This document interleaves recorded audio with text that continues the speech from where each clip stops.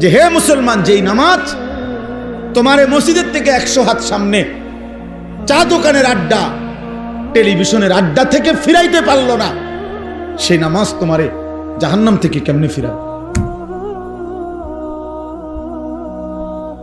বুঝাই তো যায় তুমি কি নামাজ পড়ছো, বুঝাই তো যায়, বুঝাই তো যায়।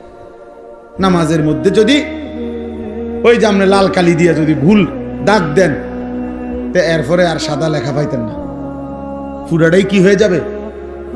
লাল হয়ে যাবে। আমার এক হুজুর বলছিল, আমি ছাত্রের খাতা কাটছি পরীক্ষার, সিদ্ধান্ত নিয়েছিলাম যে লাল কালি দিয়ে দিয়ে ভুল দাগ দিছি, এক একটা ভুলে 2 নাম্বার করে কাটা।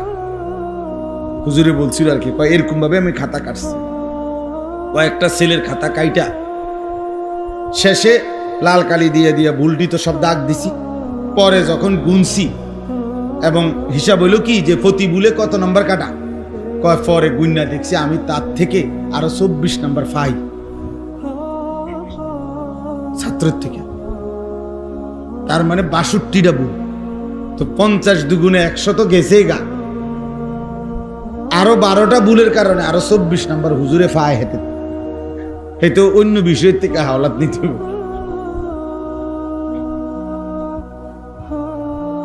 মানে ভুলের পরিমাণটা বুঝাইছে আর কি, যে মূল 100 গিয়ে আরো কি 24 আরো রয়েছে ভুল, ওইটা কই থেকে দিব, তো বুঝিয়ে নাই আর। তা আমাদের নামাজের যদি এমন হয়, আখিরাতে কি নেকি মিলবে বলে? কি নেকি মিলবে?